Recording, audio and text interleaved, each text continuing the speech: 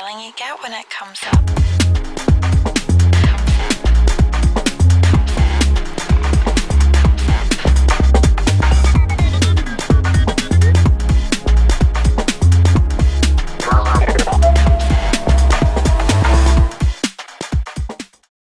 Hello race fans, to the first ever Grid Talk for Ion Season 3, as we discuss new developments that have happened after our last race weekend. Right now, we're at the Saloniki Raceway in Greece, as we get ready for race weekend 3 of the F1 and F2 Championship. With me today is my friend Lil Fun Greg, and Ferrari co-manager and main driver Kakera_0. So, first things first, say hello. Hello there. Hey, what's up? So I reckon we're here now, so let's just jump straight into this. Sounds good to me. First things first, let's talk about something new in development with the F1 that we haven't had on the first two races but have been talked about. Resource points are now going to be available for the Greece track as we do our third race. So now teams will be able to put points on after they've been able to get points for people who finished races in the first and second race. I believe Ferrari right now has 4 with Toyota and Novena right next to them. Those points can go to stuff like engine upgrades, aero upgrades, or chassis upgrades. Do we have any idea on what those will mean? Yep, so I have some details on what those upgrades mean. Actually, more specifically, so for the 3 categories, aero, engine, and chassis, aero will mainly reduce drag and give cars more downforce, because I think downforce has been an issue for a lot of teams so far this season. The current downforce ranges we have in the tuning are still pretty, call it light. So yeah, that'll be helpful for people. For engine, we have the upgrades will of course increase engine power, and surprisingly they will help your fuel consumption. You might be consuming a little bit less along the way. For chassis, you're getting more mechanical grip, so that's more low speed, and in general, you're gonna get better braking performance, of course, and it'll even be benefiting your tire wear. So, in my opinion, all very useful things. Kakera, do you have any comments? Yeah, those will be very useful in the coming few races, which will most likely require a lot of downforce, of course. Greece, a very high downforce track, a lot of slow speed corners, a lot of elevation change, and after that, of course, you have France, very tight track. It's going to be very technical. Absolutely. It would be You will safe need to utilize those points. It would be safe to say that we will be able to, spend these points, but we won't be able to put them back onto different sections. Once you put them on those sections, they're there forever, and you won't be able to put them on something else, which means you gotta start percept on what other tracks you're gonna be having during the race season. Yep. So I think the teams that are going to be best able to analyze the benefits of every upgrade will definitely be very successful, because we don't know to what extent these upgrades will affect the car. So every team's going to kind of do their trial and error, their testing, so to speak. That is true. And seeing as the only people with a full section of resource points, which would be 4 for the last 2 races, would be Ferrari, Toyota Zen, and Novena, those teams are in some very good grounds for the next race. They will be able to spend all of those points, no matter what. Lotus, however, is the only team right now, I believe, with 3 points. However, we'll have to talk about their grid lineup later in this section, as we need to move ahead to our next point of talk. I believe Gromowski is leaving the Ion Racing. So yeah, I believe he's leaving Roblox as a whole. There might have been some external factors there involved with that, but there's a lot going with Luca in many different sectors of Ion, you could say. His contribution to Ion development itself, like the tracks and whatnot, he was making many of them, and of course the teams involved. That is true. And also going again towards that part on him making the tracks, due to him not being able to finish tracks, I believe Canada, Mexico, and Great Britain, as Canada was supposed to be the next one for F1 and F2 and is not yet done, we have had to make some changes in the race schedule, and thus Greece will be the next one that we'll be doing for race 3, and afterwards we'll be going to France for race 4, and having Canada and Mexico, I believe, on the bottom section of that race schedule right after the mid-season break. Yep. But if you're worried about these tracks not being finished, do not worry. Luca was not the only one making these tracks. Cash was also building these tracks in Blender, or at least helping. So I think we can expect to see him finish these last 3 over the season. And yeah. And speaking of Luca leaving, that also means that it puts his teams in the ZR franchise in some new hands. I believe Eastlowerz will be taking both the 2 ZR teams that he had in GT3. Yep. And the third GT3 team spot, which was occupied by a sort of Beta Zero Zent sponsorship, was up for grabs in the last few days. And that's... Oh, actually, I believe that was turned into EST Works with Eastlowerz. Kashmir's team, Beta Zero, was the one that was put it up for grabs because Kashmir was going to give that to Luca, but Luca believed that somebody else should take that. And the team that ended up taking that spot was Uprise Motorsports by Daytona Outlaw. In my opinion, I want to say an interesting figure. I've seen him around in row NASCAR circles, so it'd be interesting to see what he's able to do in terms of maybe bringing that community over or something. We're going to convert people. That is true. However, he does have yet to sign any drivers to his team before that first race weekend for him. Up on the first weekend, so yeah. And they will be running the Maya too, which will be in conjunction with the Hyundai Sport team and all of the Ferrari teams. Yep. Kakari, do you have anything to say about that? Well, not much. I mean, I guess the man really deserved his spot. You know, worked on the livery pretty hard. It looks great. There's still time to sign people. We got a good few days to go. I mean, he's just become the owner a few hours ago, as we're recording this right now. So he has time. Yep. And speaking of changes, we might want to talk about some new driver changes that we've seen in the news for F1 and GT3.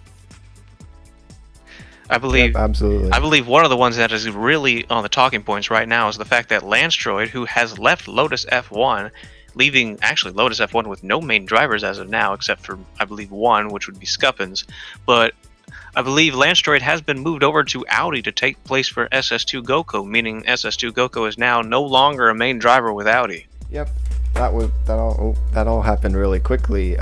Lotus, the crazies, owner of Lotus, lost both of his drivers simultaneously. They both went, Rowie and Lance both went to teams owned by British Aviator, that being, so Rowie went to BMW and Lance went to Audi. And so yeah, Scuppins was kind of signed as an emergency replacement, but he's not a bad driver. Scuppins is a very good driver for Lotus to take on after their horrible removal of their 2 drivers, or I'm sorry, their loss of their 2 drivers, more to say. Scuppins will have to get himself another main driver for him to race with if they are going to have any advantage of getting some new upgrade points. Because right now, Scuppins being the only one in there, he'll only be able to get 1 point a race, which will put them at a major disadvantage from all the other teams, I might add. Yep. I don't think I've seen many other good F1 drivers on the market so far for the crazies to pick up, and Lotus, I'm going to be honest, hasn't been the most compelling team for drivers in these recent seasons. So yeah. Well, it seems like Kakara needed to mute for a second. We'll get back to him in a minute. Until then, let's talk about the next thing that we need to talk about. Melodic Adrian has been signed to EST Works in GT3 with Eastlowerz. Yep, that's the new team taking over the Beta Zero Zent partnership.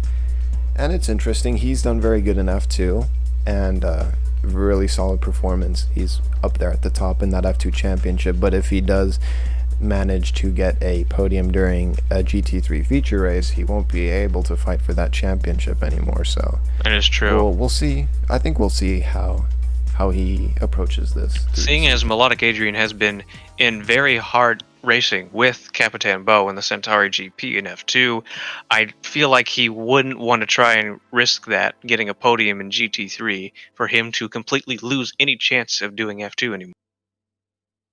Some might argue that, but I think there's others who believe that, you know, moving up to a pro series like GT3 or F1, it's only beneficial anyways. Is, you know, well, we'll just have to hope. That's just subjective. Does Kakara have anything to say? Is Kakara back? Well, not much to say really now. You want to talk about how Takara has mentioned that he's going to be retiring after Season 3 again? Well, we've seen this one last season. I actually know the reasons why he's retiring. So, this time it might actually be for real. I'm not going to share those reasons, as I believe they are personal.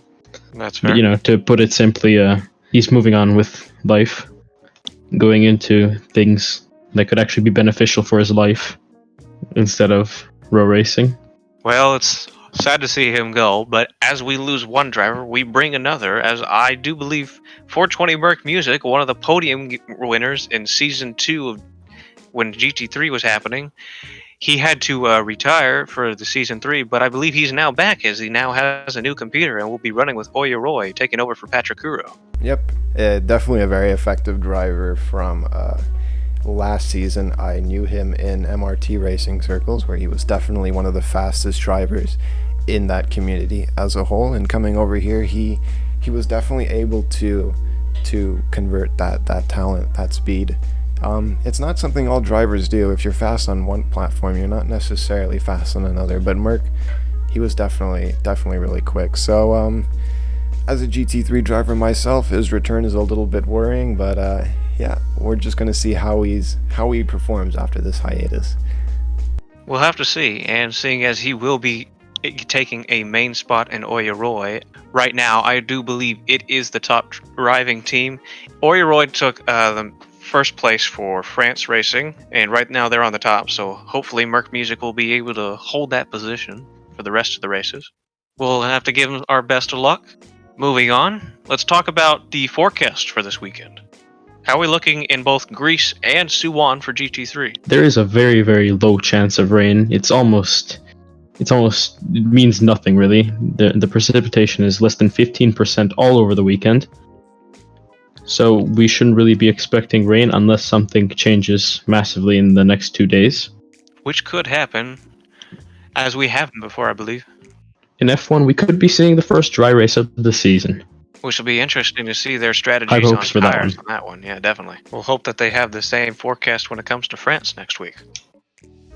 Yep, dry racing I think is going to be quite a bit different from the wet racing we've been something so far. Much less crashing, I think, but the higher speeds, it's just as dangerous in my opinion as wet driving. But to round things off, let's talk about the thing I believe everybody's excited to talk about, Formula E now being a thing for Ion Racing. Yep, it's a partnership that was announced a while back, but now it's official, and we're going to be starting preseason testing this upcoming weekend. So it's going to be very interesting. I've tested out the cars a little bit myself when we were making the trailer. They're not too different, in my opinion, from the previous cars that the league has been running, but it's still a little bit different. And of course, we'll still have editable liveries for Formula E, so it'll be interesting to see what people come up with for those, whether it be real teams or their own make-believe teams, fantasy teams. Yep. Though that might be next season, because for this season, I believe Horizon mandated that all the teams will be sticking with their original real-life counterpart schemes, and they have to make something along those lines. I believe Kashmir's been having to have a talk with him. I believe that might be changing in the future. I don't know, but we'll have to see. We'll have to see about that one for sure. But at the moment, it goes as we're to follow the real-life Formula E teams. Well, it seems like we're going to have some exciting information come the next season. Alright, then that'll round off our first grid talk for Ion Season 3. Remember that our first F1 practice will be on Friday at the normal times, as our first race for F1 and F2 will be Saturday, and then our race in Suwon, South Korea will be Sunday for GT3. Until then, this has been me, Shay A, with Low Fun Greg and Kinkara on our first grid talk, signing off. We'll see you on the track.